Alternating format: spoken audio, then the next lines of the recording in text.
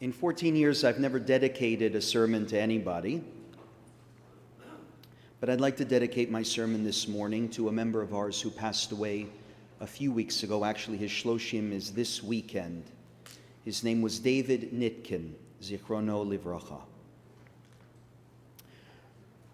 Rabbi Baruch Friedman Cole, who is a rabbi emeritus at Beth, he wrote a fascinating article a couple of years ago in the Times of Israel, where he asks the following question: which image of Abraham ought to guide our personal Jewish quest?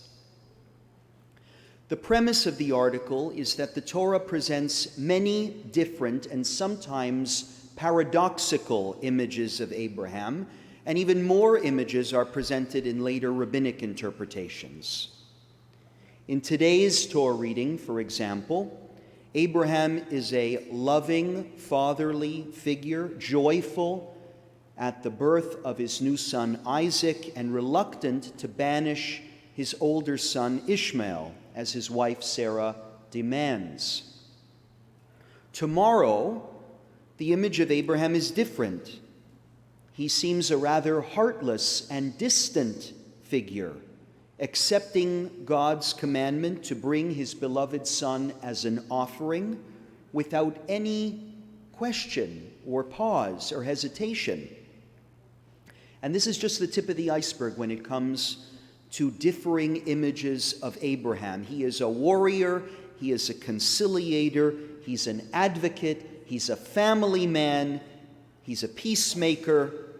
There are times when he obeys God unquestionably, and other times when he challenges God. There are times when he insists on the truth, and other times when he is openly deceitful with others.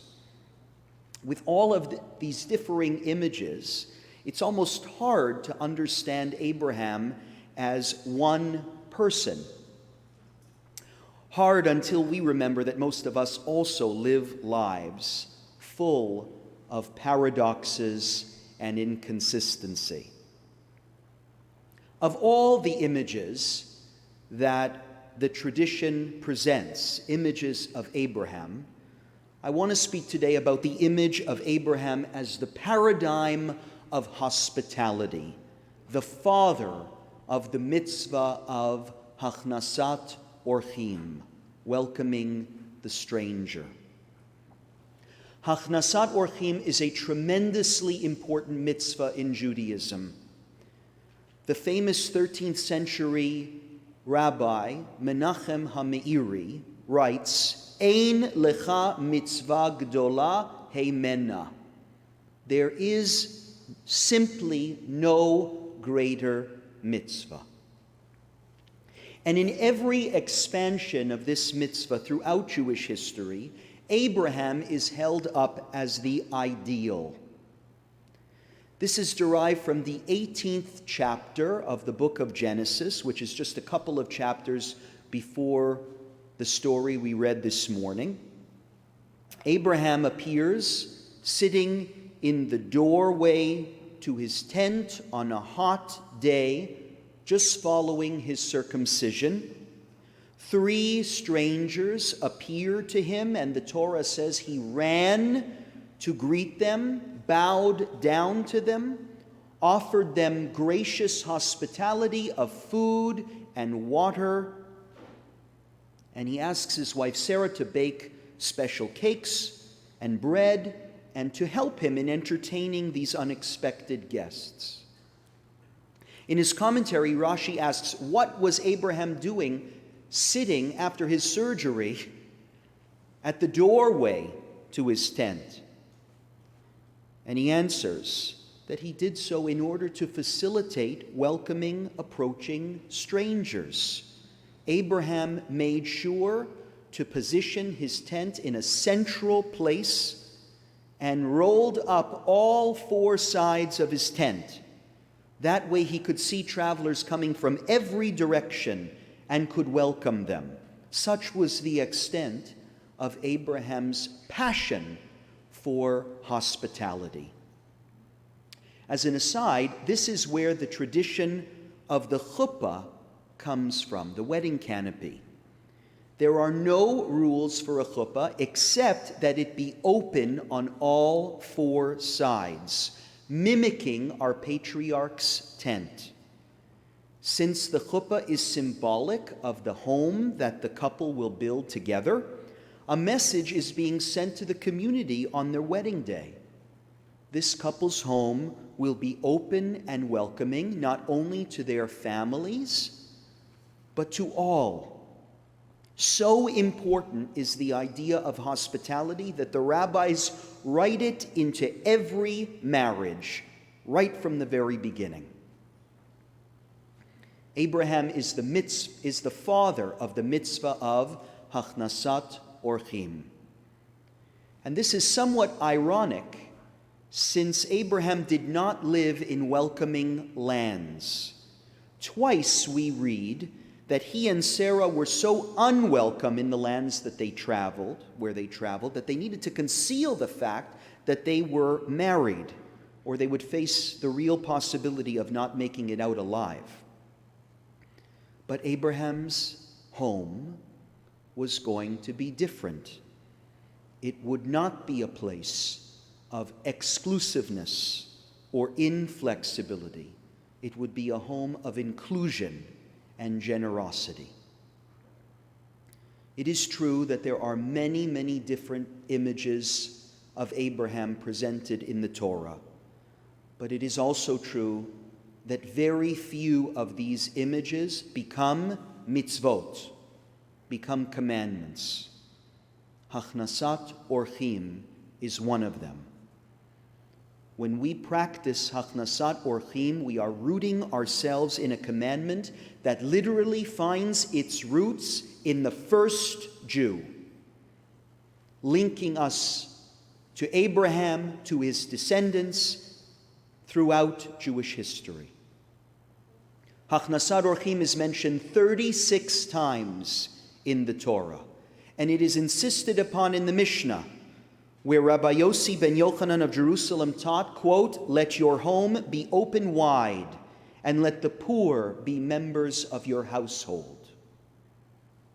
When the Roman Emperor Julian ordered the establishment of hostels for transients in the 4th century CE, he referred to the example of the Jews, quote, "in whose midst no stranger goes uncared for," all the way to today. This year, the Jewish Immigrant Aid Service of Canada, or JIAS, celebrated its 100th anniversary. JIAS was founded in 1922 to help with the resettlement of Jewish refugees in Canada. Today, it is the strongest and best managed immigrant aid service in the country. Not Jewish immigrant aid service, immigrant aid service in the country. It's been recognized as such repeatedly. JIAS welcomes immigrants and refugees from around the world and helps to build a vibrant Jewish community and a strong, diverse Canada. We should be so proud of JIAS and the life-changing work that they have performed for a century. But on Rosh Hashanah, I think we are asked not just to look at our organizations, but to look deeper, to look at ourselves. How are we doing performing the mitzvah of Hakhnasat Orhim? Let's go back to Rabbi Friedman Cole's question. Which image of Abraham ought to guide our personal Jewish quest. I want to make the case today for the image of Abraham as welcomer of strangers, particularly, by the way, on Rosh Hashanah. The great 17th century rabbi, the Shalah HaKadosh, Rabbi Isaiah Horowitz, he taught that in order for the high holidays to be meaningful, every Jew has to see themselves as a guest. The world belongs to God, and God offers us hospitality for some limited period of time. Our prayers are really requests to God that God should relate to us in the same way that a generous host would treat his guest. A generous host who is compassionate, who is sensitive, who is attentive to our needs.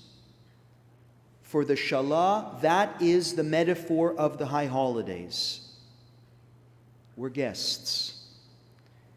And if we're going to ask God to treat us as a generous host, we should ask ourselves whether we have set a good example in our own lives. How do we measure the way we've welcomed and treated guests in the past year? How many have we personally welcomed? What did we do to make them feel welcome? Have we welcomed any guests at all? Hakhnasat Orhim is a mitzvah that we might take for granted, and for some it is too simple and unsophisticated a topic for a high holiday sermon. But I wouldn't be speaking about it if I didn't feel there was something about Hakhnasat Orhim that was lacking in our community. If I didn't feel that it was a mitzvah that was too often being ignored, unappreciated, or even attacked. Back in January, in a small town called Colleyville in Texas, an anti-Semitic terrorist named Malik Akram knocked on the doors of the Beth Israel Synagogue. He claimed to be homeless. And on this unusually cold day, Rabbi Charlie Citron Walker performed the mitzvah of Hakhnasat Orhim. He let him into the shul to get warm, even preparing him a cup of tea. As you know, it led to a terrifying hostage situation, and it was a miracle that the situation didn't end up in mass bloodshed. But even though no innocent person died that day, I think something else did. Sadly, we learned that we really can't perform that kind of Hakhnasat Orhim anymore. That when it comes to our synagogues and even our homes, unfamiliar people, no matter how desperate they may seem, must be sized up and evaluated even before we let them through the door. The pandemic has also helped to wither away this mitzvah. With many fearful of contagious illness, the stranger is not just a potential security threat, but also a potential threat to our health. For most of the past 2 years, before even allowing an unfamiliar person through the door, a stranger had to show us his vaccination certificates, register in advance, submit to a temperature gun, wear his mask, agree to abide by our health restrictions, and sign a liability waiver. When she came through the door, we instructed her to sit far from others. And if she had to talk to somebody, don't do it during the service. Go outside. It's very hard to be welcoming in an atmosphere like that. I fear that in our synagogues and our homes, Hakhnasat Orhim has been so thinned out as to become practically inapplicable, a relic from a different time when health and security concerns weren't what they are today. Perhaps some have started to go out and have meals with friends. I'm sorry to say it, but it is a misconception that inviting family or even a few different guests to one's home for a meal counts as Hakhnasat Orhim. According to most rabbinic authorities, inviting people to your home to eat, drink, or even sleep when they could just as easily have done it in their own homes is more of a social gesture than it is a fulfillment of this mitzvah. Don't get me praiseworthy and important. It's Hakhnasat Orhim is about responding to the tangible. It's inviting someone else over because they have nowhere to sleep. Or maybe their spouse is away, or their parents are away, or new to the community because they have nowhere else to eat. One who is truly kind, says the Talmud, will actually go out of their way to find guests who are destitute in order to show them hospitality. The fears into our shuls and into our homes is real, but certainly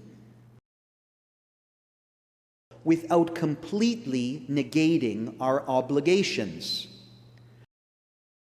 We can ask a stranger to provide a reference, or for lodging if we don't feel comfortable providing it, to mitigate risks for illness as well. One Sukkot, the great Rabbi apologized to a guest. He was sick, and someone who is sick, according to Jewish law,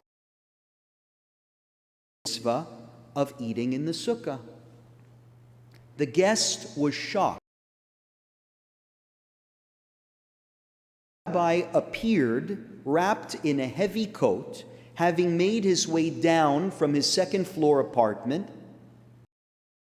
He explained, "It dawned upon me that the halakha exempts,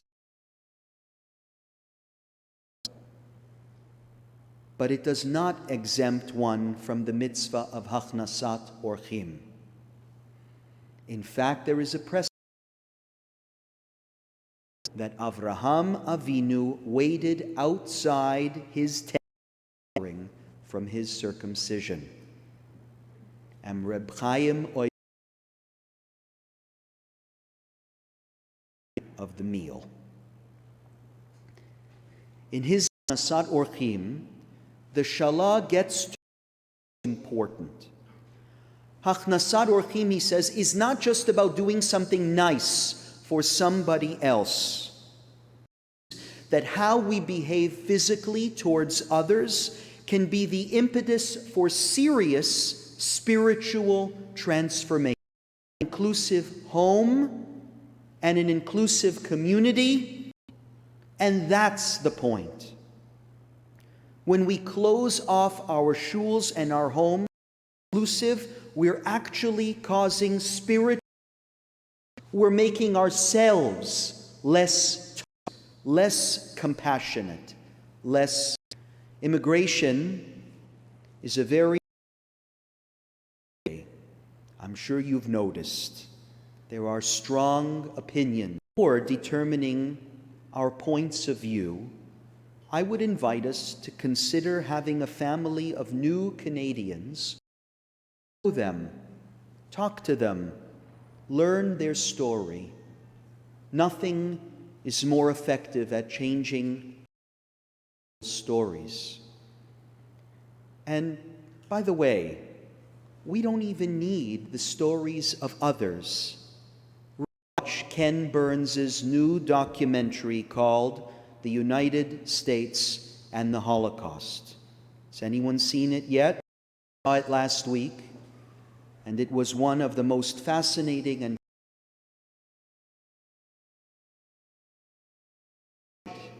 and you will learn so much about the perpetual American immigration battle or exclusion.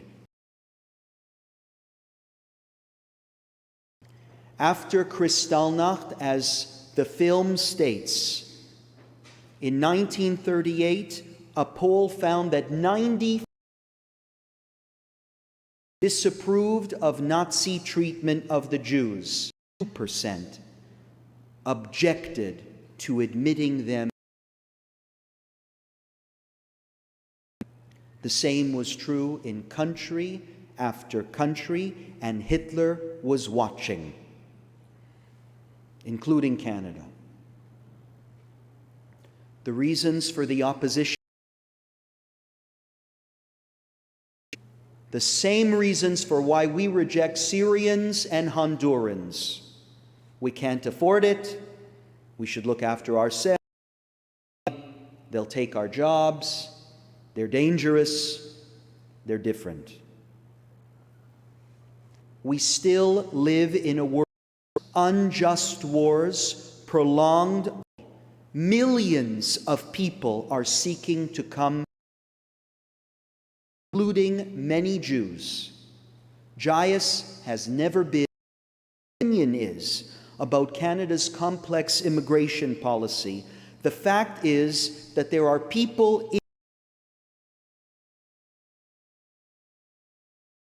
more on their way. Ba'asher hu sham, as we are accountable for whatever lies before us now. Ask ourselves Rabbi Friedman Cole's question.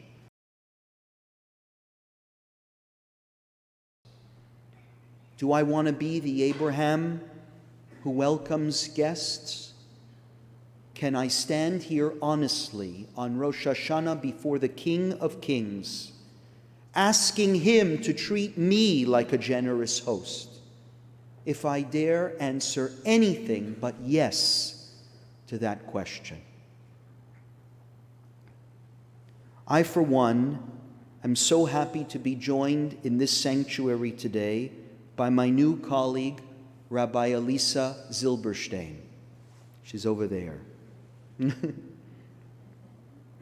Rabbi Zilberstein and her husband Victor, who's here, they never thought that they would end up in Canada, had no interest.